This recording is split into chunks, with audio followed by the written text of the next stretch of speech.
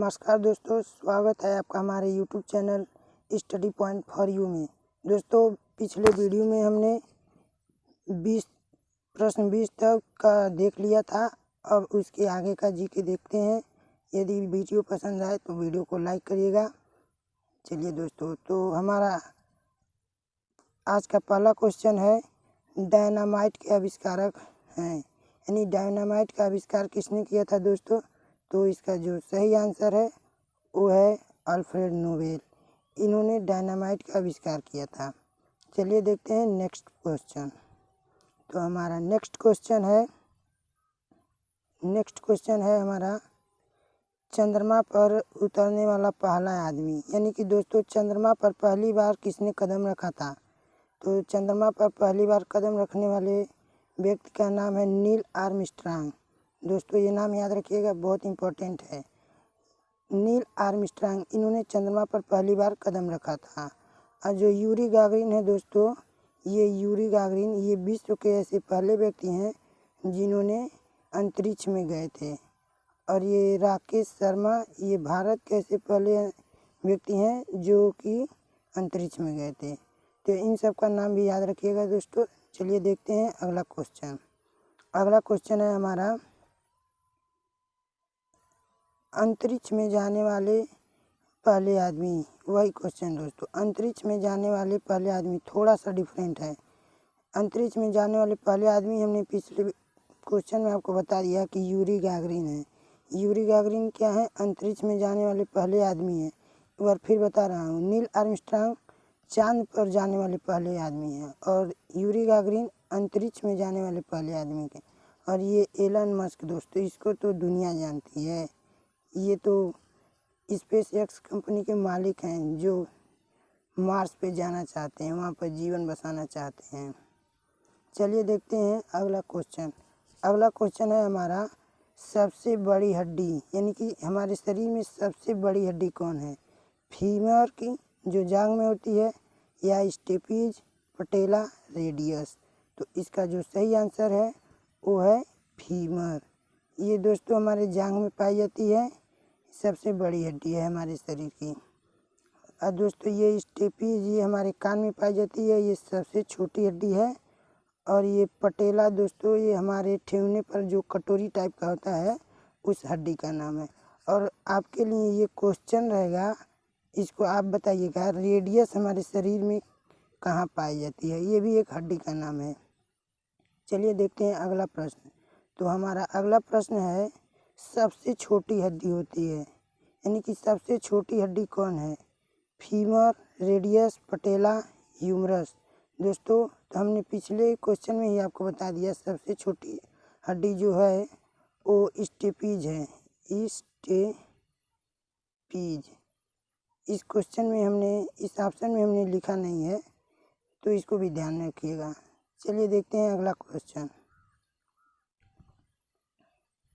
हमारा अगला क्वेश्चन है दोस्तों, संसार का सबसे बड़ा पुष्प, यानी कि संसार का सबसे बड़ा फूल किस फूल को कहते हैं? यानी कि उस फूल का नाम क्या है जो संसार का सबसे बड़ा फूल है? रफलेसिया, गुड़हल, गेंदा, चमेली? तो इसका जो सही आंसर है वो है रफलेसिया। ये दोस्तों संसार का सबसे बड़ा फूल। चलिए दोस्तों अगला क्वेश्चन। साथ ही दोस्तों आप अपने सभी प्रश्नों को गिनते रहिएगा कि आपने कितना सही आंसर दिया है, उसको भी बताइएगा कमेंट बॉक्स में कमेंट करके। तो हमारा जो अगला क्वेश्चन है, किस विटामिन में कोबाल्ट पाया जाता है? किस विटामिन में कोबाल्ट पाया जाता है? तो इसका जो सही आंसर है वो B12 है। विटामिन B12 में कोबाल्ट पाया जाता है। और विटामिन डी, इसमें कैल्शियम मिलता है। और विटामिन सी, ये खट्टे फलों में मिलता है। और ये विटामिन ई दोस्तों रोटी, चावल, अनाज, मोटे दानों वाले जो अनाज या सब्जियां होती हैं उसमें मिलता है। और दोस्तों देखिए, विटामिन डी की कमी से सूखा रोग होता है जिसे रिकेट्स कहते हैं। और सी की कमी से स्कर्वी होता है, यानी कि हमारे दांत के मसूड़ों से खून बहता है। और जो विटामिन ई की कमी से बांझपन होता है दोस्तों, यानी जिसको विटामिन ए की कमी रहती है उनके बच्चे नहीं होते हैं। चलिए देखते हैं अगला प्रश्न। अगला प्रश्न है दोस्तों हमारा, एनीमिया किस विटामिन से ठीक हो जाता है? एनीमिया एक बीमारी है और ये किस विटामिन से ठीक हो जाती है? तो आपको मिलते हैं 4 ऑप्शन। पहला विटामिन B12, दूसरा विटामिन डी, तीसरा विटामिन ई, चौथा विटामिन के। तो हमने आपको बता दिया है कि विटामिन डी से सूखा रोग होता है और ई से बाझपन होता है, और के से दोस्तों जब हमारे शरीर में कोई पार्ट कट जाता है, जैसे हाथ कट जाता है तो खून बहने लगता है। अगर विटामिन के की कमी हो जाएगी तो खून जल्दी थक्का नहीं बनता है, यानी रुकता नहीं है, बहता रहता है। यानी कि ये तीनों ऑप्शन तो हमने देख लिया। और ये है विटामिन B12 जिसकी कमी से एनीमिया हो जाता है। यदि आप विटामिन B12 लेते हैं तो एनीमिया ठीक हो जाता है। यानी कि इसका सही आंसर पहला हो जाएगा विटामिन B12। चलिए देखते हैं अगला प्रश्न। हमारा अगला प्रश्न है दोस्तों, रतौंधी रोग किस विटामिन की कमी से होता है? रतौंधी रोग किस विटामिन की कमी से होता है? दोस्तों ये जो रतौंधी रोग है जिसको हो जाता है उसको अंधेरा होने में, मतलब जब लाइट कम हो जाता है तो उसको दिखाई नहीं देता है, तो इसे रतौंधी रोग कहते हैं। रतौंधी रोग जो होता है दोस्तों विटामिन ए की कमी से होता है। किस विटामिन की कमी से? विटामिन ए की कमी से। तो इसको भी याद रखिएगा। चलिए देखते हैं अगला प्रश्न। हमारा अगला प्रश्न है, विटामिन बी की कमी से कौन सा रोग होता है? विटामिन बी की कमी से कौन सा रोग होता है?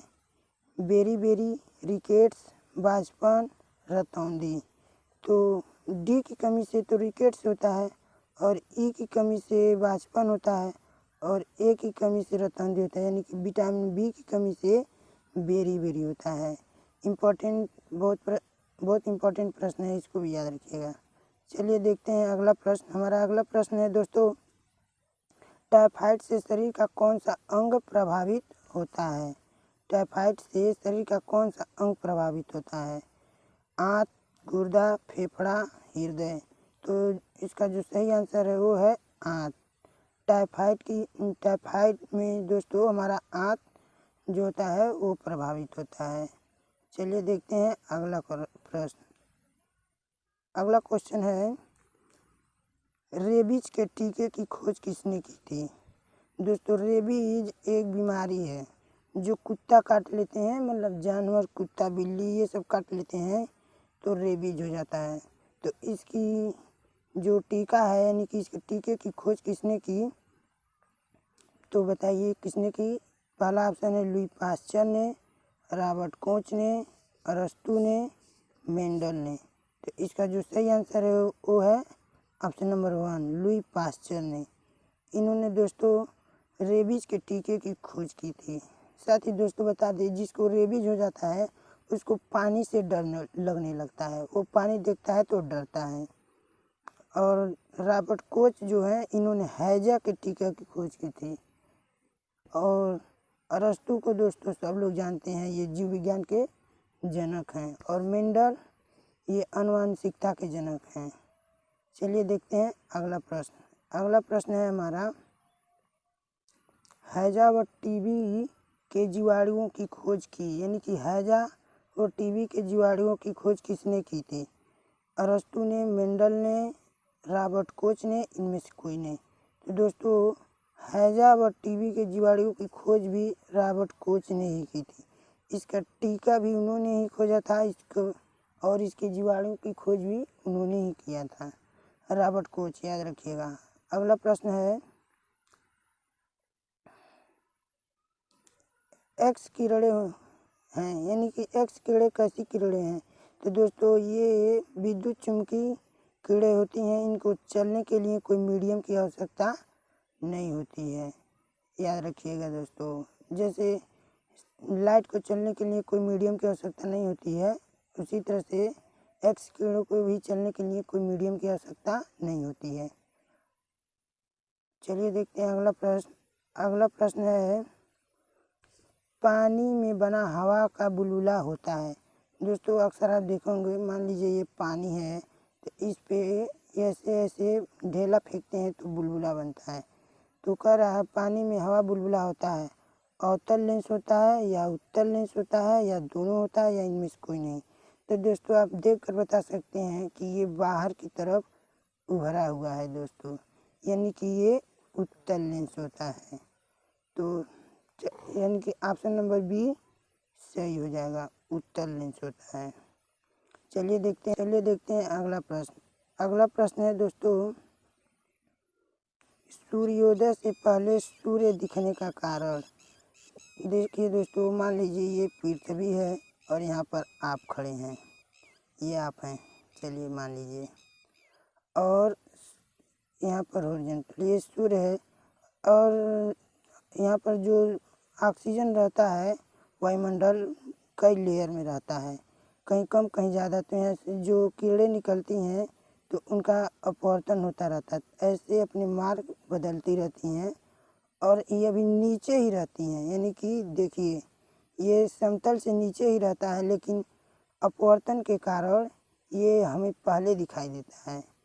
यानी कि इसका जो सही आंसर वो है, सूर्योदय से पहले सूर्य दिखने का कारण प्रकाश का अपवर्तन। अपवर्तन दोस्तों, जब प्रकाश एक मीडियम से दूसरे मीडियम में प्रवेश करता है तो अपने मार्ग से विचलित हो जाता है। मान लीजिए कि ये वाटर है, इसमें वाटर रखा है, यहाँ इसमें मान लीजिए कोई पेंसिल है, तो उस पेंसिल को हम लोग देखते हैं तो वो टेढ़ा दिखाई देता है। टेढ़ा इसलिए दिखाई देता है, यहाँ से जो लाइट आता है, यानी कि यहाँ पर आता है, तो यहाँ से जब निकलता है तो ये थोड़ा सा अपने मार्ग से विचलित हो जाता है, तब हमारी आँखों में ये आता है, यानी इसीलिए टेढ़ा दिखाई देता है। यही है अपवर्तन, यानी कि इस ऑप्शन नंबर 1 सही है। चलिए देखते हैं अगला प्रश्न। अगला प्रश्न है, इंद्रधनुष बनने का कारण है। इंद्रधनुष किस कारण बनता है? तो देखिए, थोड़ा सा आप कॉमन सेंस लगाएंगे तो जान जाएंगे क्यों बनता है।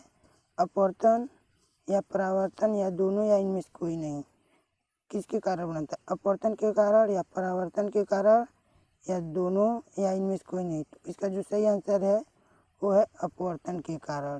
क्या जब दोस्तों बारिश होती है तो वायुमंडल में छोटे छोटे हम बड़ा बना लेते हैं, छोटे छोटे वर्षा की बूंदें होती हैं, तो जब सूर्य की किरणें आती हैं तो ऐसे आती हैं और यहाँ जब एयर से पानी में पहुँचती हैं तो अपने मार्ग से थोड़ा विचलित हो जाती हैं, थोड़ा टेढ़ा हो जाती हैं, और जब निकलती हैं तो अपने 7 रंगों में विभक्त हो जाती हैं।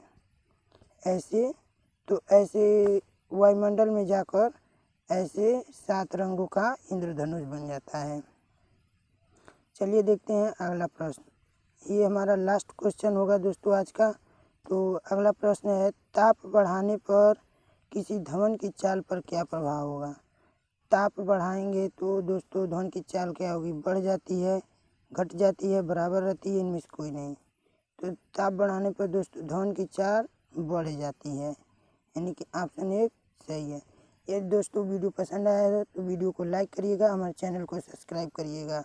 चलिए मिलते हैं ऐसे ही अमेजिंग वीडियो में, नेक्स्ट वीडियो में। जय हिंद।